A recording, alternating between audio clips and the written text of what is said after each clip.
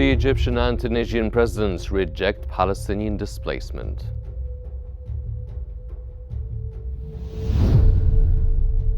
The United States reaffirms excluding Hamas from Gaza solution.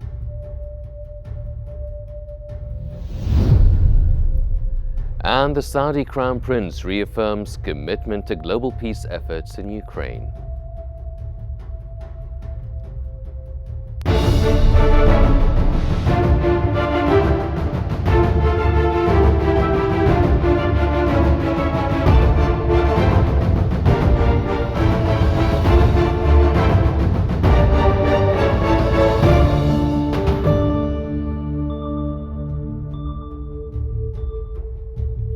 It's 10 a.m. Cairo local time and you're now watching Q News. We begin today's bulletin with the latest developments in Gaza.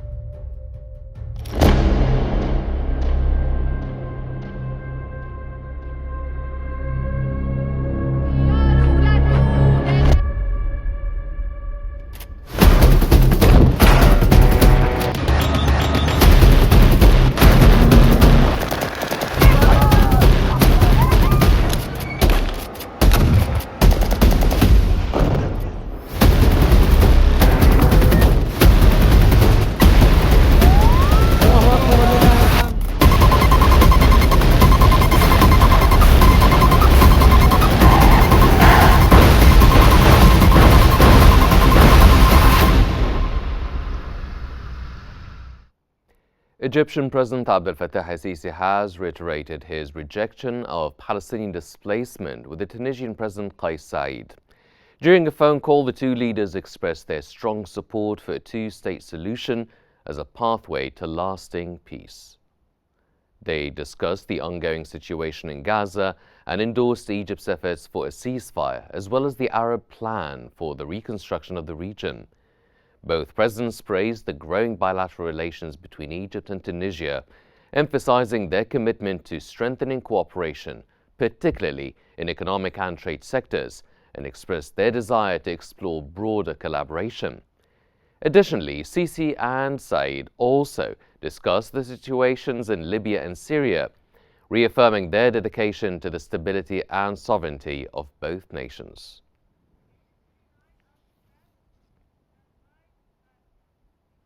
Egyptian Foreign Minister Badr Abdulati has discussed the outcomes of the Arab Summit held in Cairo on March 4th, particularly the Arab plan for Gaza's early recovery and reconstruction and the effort to gather international support.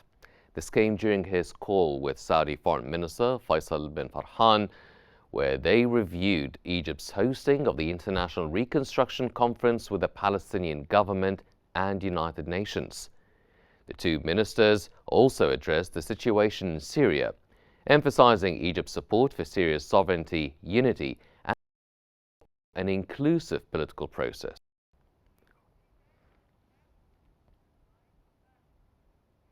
Egyptian Foreign Minister Badr Abdulati has highlighted Egypt's efforts in the Gaza ceasefire, international responsibility of the humanitarian crisis, and its role in providing aid. During his meeting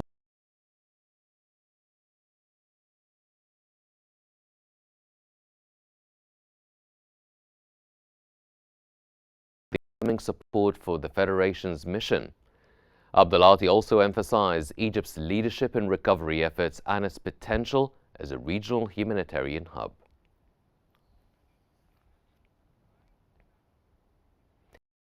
U.S. Secretary of State Marco Rubio has reaffirmed the U.S. commitment that any solution to the Gaza crisis should exclude Hamas.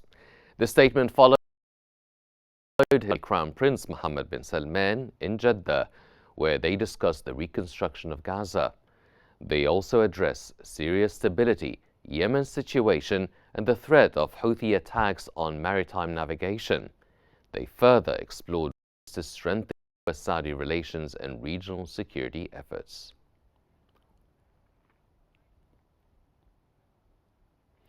Hamas has affirmed its commitment to the ceasefire agreement, stating that continuing negotiations is the only way to secure the release of detainees. Hamas also called on mediators and the international community to intervene immediately to ensure the withdrawal of the Israeli occupation forces and the resumption of the second phase of negotiations.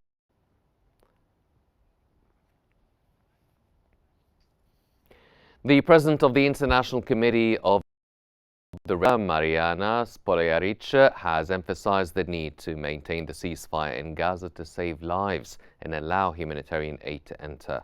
In a statement, she highlighted that the ceasefire had saved countless lives and offered hope amidst unimaginable suffering.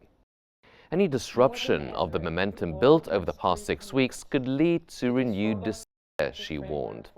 As a neutral humanitarian mediator, the ICRC remains committed to facilitating safe operations.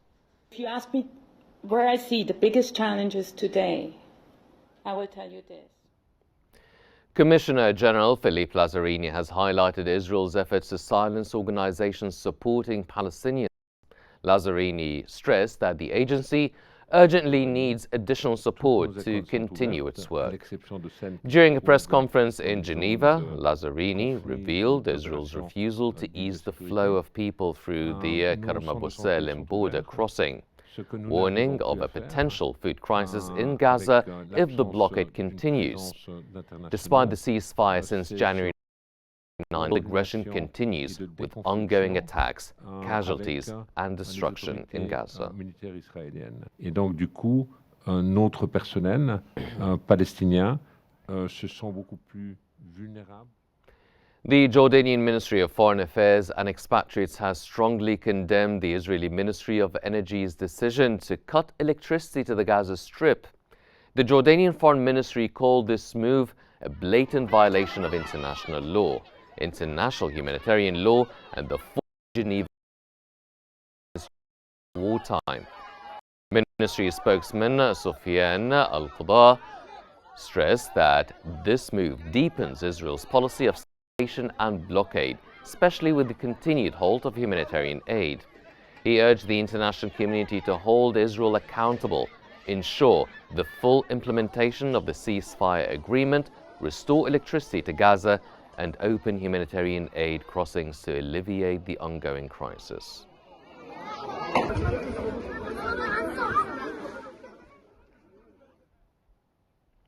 And now we move on to the latest developments in Syria.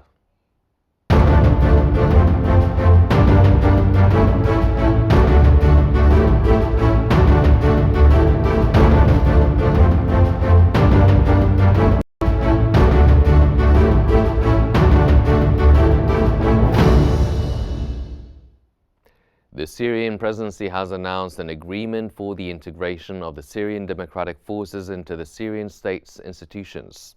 Syrian interim President Ahmed al-Shara and Syrian Democratic Forces commander Mazloum Abdi signed the agreement, which matches civilian and military branches of the Kurdish self-administration into the Syrian state framework.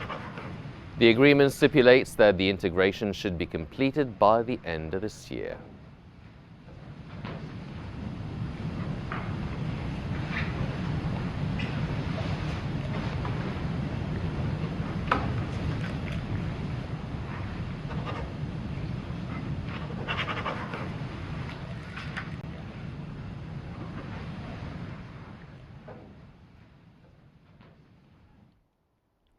Syrian interim President Ahmed al-Shara has stated that what's happening in Syria will impact the country's progress, but efforts will be made to restore stability as much as possible. Al-Shara mentioned that no direct communication has occurred with the Trump administration yet, but the door for dialogue remains open.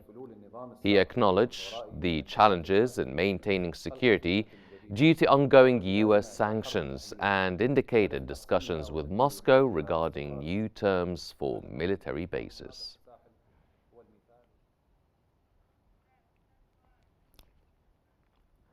Moving on to Jeddah, where Saudi Crown Prince Mohammed bin Salman has received Ukrainian President Volodymyr Zelensky at the royal court. They discussed bilateral relations, the latest developments in the Ukrainian conflict, and the importance of international efforts to achieve peace in formal talks that followed the official reception. Zelensky expressed gratitude for Saudi Arabia's support, acknowledging its pivotal role in the Middle East and globally.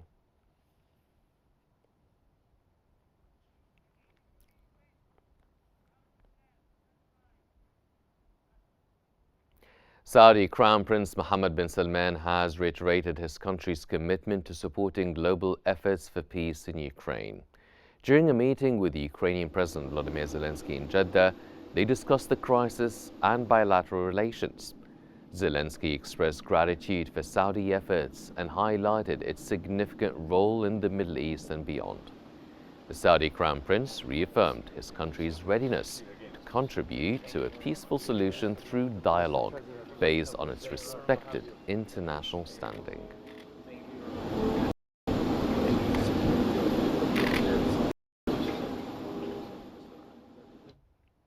European Union Commission President Ursula von der Leyen has stated that the EU remains committed to entirely phasing out the supply of Russian gas.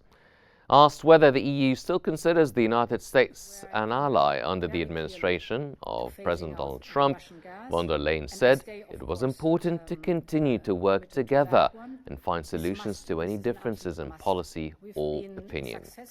Her comments come after European leaders at a summit backed plans to spend more on defense and continue to stand by Ukraine. How often will they meet? And what is their task? Are they preparing?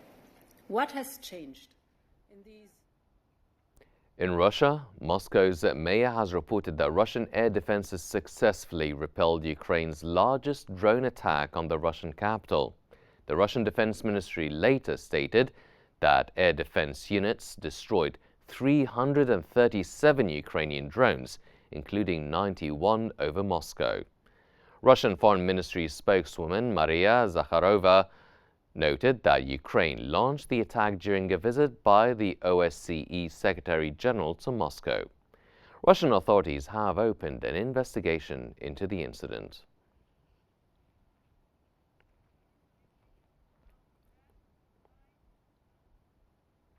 Russia has announced that its forces had controlled several settlements, while the Ukrainian side engaging in battles with Russian forces in multiple places. Russia's defense ministry announced that its forces seized several settlements in Kursk, Sumy, and Donetsk. Russian media also claimed troops captured a US-made Abrams tank in Kursk.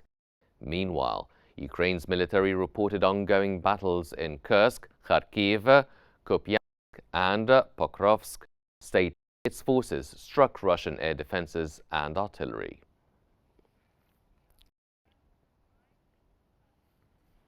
In Beijing, China has wrapped up its annual session of the Chinese People's Political Consultative Conference, the CPPCC, a key advisory body that operates alongside the country's parliamentary session. The closing ceremony at Beijing's Great Hall of the People was attended by President Xi Jinping, Premier Qiang, and other senior Communist Party leaders. The CPPCC chairman, Wang Hanning, delivered a speech and officially closed the session. The National People's Congress, China's annual parliamentary session, is set to conclude today, March 11th.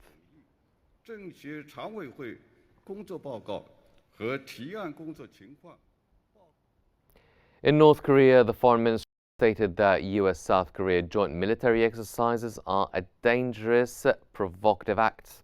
Annual South Korean and US military exercises called Freedom Shield have begun today, March 20th.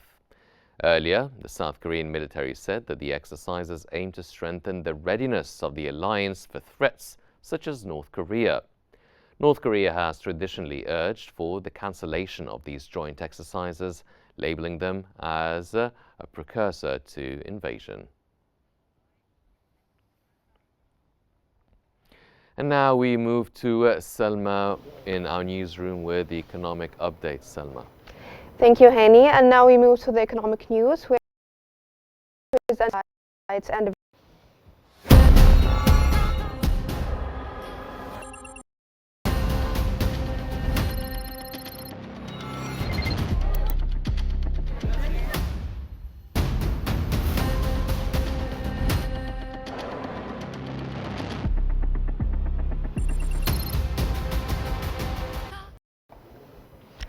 U.S. President Donald Trump is set to sign an executive order aimed at boosting domestic production of critical minerals.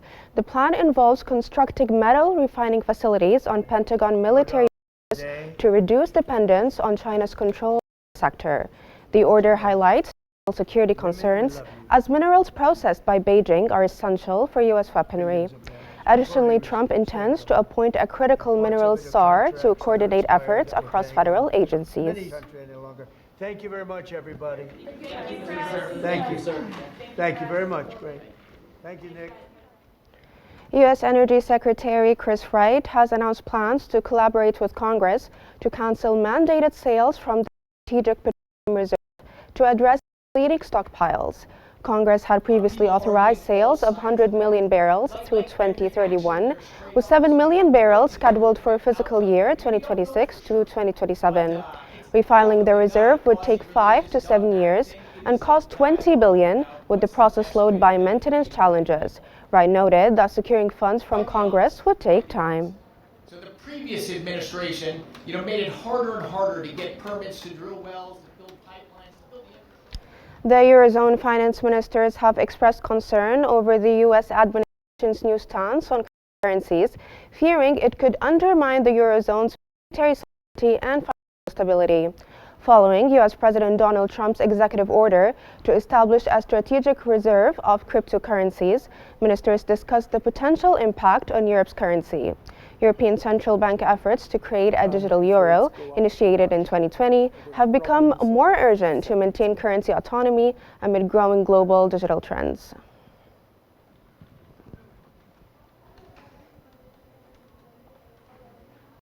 The acting chief of the U.S. Securities and Exchange Commission, Mark Huda, has announced that he has instructed staff to explore ways of abandoning a proposed plan to classify certain cryptocurrency firms as alternative trading systems. This proposal, initially introduced in 2022, faced backlash for potentially increasing oversight and imposing stricter rules. Huda expressed that linking crypto market regulation with Treasury market rules was a mistake and called for renewed discussions with key stakeholders.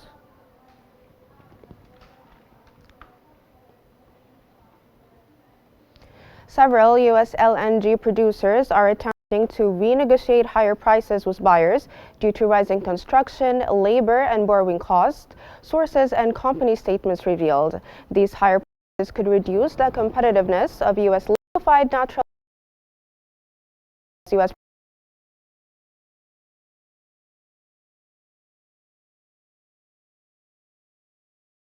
President's market advantage.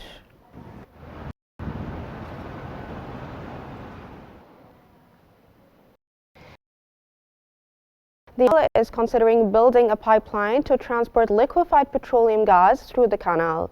Japan is being identified as a key potential client for U.S. gas exports. The proposal aims to enhance the canal's infrastructure to accommodate LPG shipments and cater to growing demand in international markets, particularly from Japan.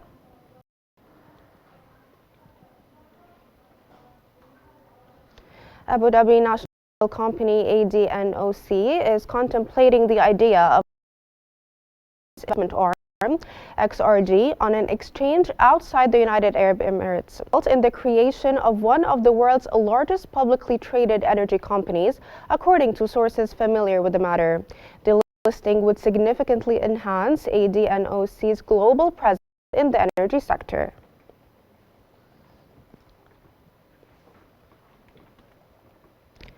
A growing number of Chinese cities are accelerating efforts to integrate embodied intelligence into key industries, aiming to apply this advanced technology across automobile manufacturing, smart devices, and everyday environments. Embodied intelligence involves embedding artificial intelligence into physical entities, such as humanoid robots, allowing them to sense, learn, and interact with their surroundings. Common applications include AI-powered mobile phones, AI-driven computers, and intelligent robotics. According to official data, more than 20 cities in China have launched initiatives to fast-track the development of embodied intelligence. Leading the charge are Beijing, Shenzhen, Shanghai, and Hangzhou, leveraging their technological and industrial expertise to position China at the forefront of this emerging field.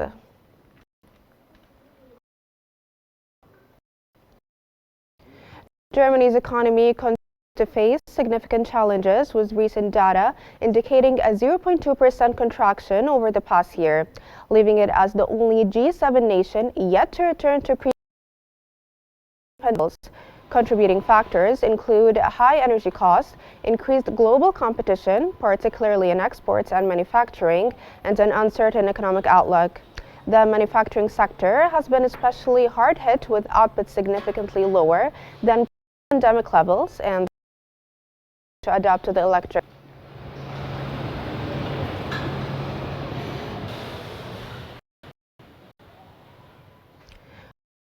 economic outlook for 2025 presents a mixed picture. While the housing market is expected to cool due to higher interest rates, affordability remains a major concern as housing costs consume a significant portion of household income. Economic prospects are precarious, with potential slow GDP growth and concerns about global influences. The labor market shows unexpected strengths, but unemployment is anticipated to rise slightly and wage growth may slow.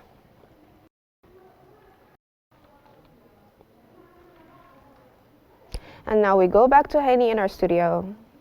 Thank you, Salma. Ladies and gentlemen, that brings us to the end of our news bulletin for now, but here are the stories we've been covering. The Egyptian and Tunisian presidents reject Palestinian displacement.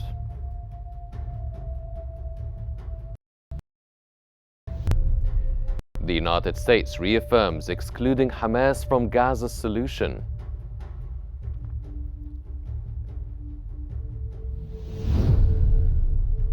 And the Saudi Crown Prince reaffirms commitment to global peace efforts in Ukraine. And by this, we conclude our news bulletin for this hour, but please don't forget to follow Q News on YouTube, Facebook, X, Instagram, and TikTok at QNewsEGY to stay informed. Thank you for watching and stay tuned for more updates here on Q News.